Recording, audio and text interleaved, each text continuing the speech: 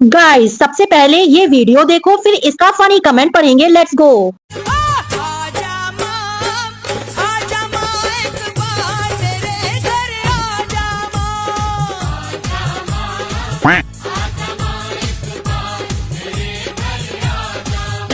तो चलिए शुरू करते हैं।